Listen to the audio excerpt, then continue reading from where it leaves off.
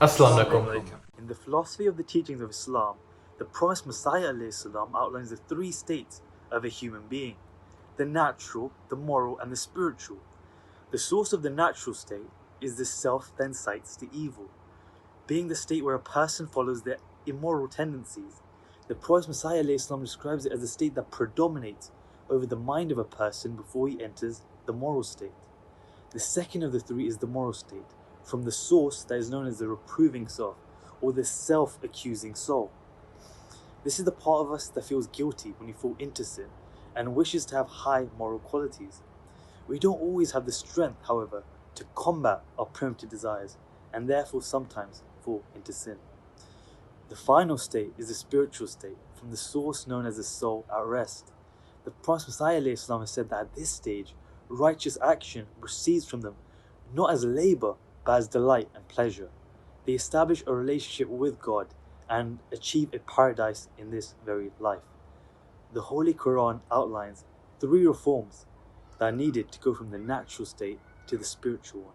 In the first stage of reform, the Holy Quran teaches the elementary ways of human behaviour, subject to divine law, developing man from a senseless savage to one with social values and etiquette.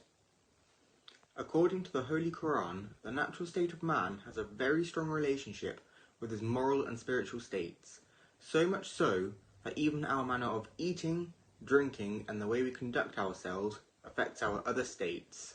An example given by the promised Messiah in establishing the link between physical and spiritual conditions can be observed through the fact that physical prostration in Salat induces humility in the soul. This is why the Holy Quran stresses the importance of physical cleanliness and the regulation of posture, as this helps obtain inner purity and spiritual humility. The second method of reform is that when a person has adopted the elementary human ways, he then aims to achieve the higher moral qualities. The promised Messiah ﷺ alludes to two moral qualities. Number one being related to the discarding of evil, of which great emphasis has been put on integrity of both character and of speech. Along with this, the practice of being peaceful, which requires us to make ourselves deliberately harmless, to avoid trivial matters, and to aim for reconciliation. And the second moral quality of being chaste. The Holy Quran teaches us that we should lower our gaze, protect our tongues against profanity, to safeguard our hearing, and to avoid situations that may endanger our spiritual progress. The second group of moral qualities are in relation to the doing of good.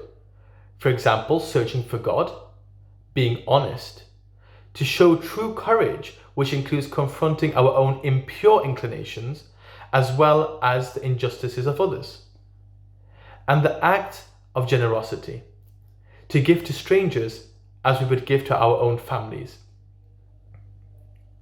Remaining steadfast and patient is the key to success in achieving this reform, as a person's condition is that he repents time after time and yet falls down out of weakness and often despairs and considers his condition beyond repair. It is also important to note that the morals mentioned earlier are all natural states, so much so that even an infant displays them. What makes the moral is the use at the right time and occasion. The third method of reform is that those who have acquired high moral qualities should be given a taste of the love and union of God. This reform takes a person to the spiritual state where they become completely devoted to God above all worldly things, like a river flowing without disruption. The promised Messiah states that no one can achieve true purity and righteousness unless he receives heavenly help. It is therefore imperative that we become sincere in prayer. For example, we can begin by understanding and keeping in mind the translation of the words we recite in our daily prayers. Furthermore, in this state, you will be transformed such that your hearts, thoughts, and designs will be purified. To achieve this, we are told to shun all our sinful inclinations. The promised Messiah explains that all passions originate in the heart, and when the heart withdraws altogether from all undesirable fancies, those passions begin to decline until they disappear altogether.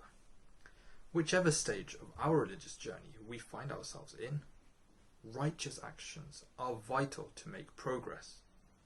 The promised Messiah stated that as a garden cannot flourish without water, faith cannot survive without righteous action. Jazakallah. Assalamu alaikum.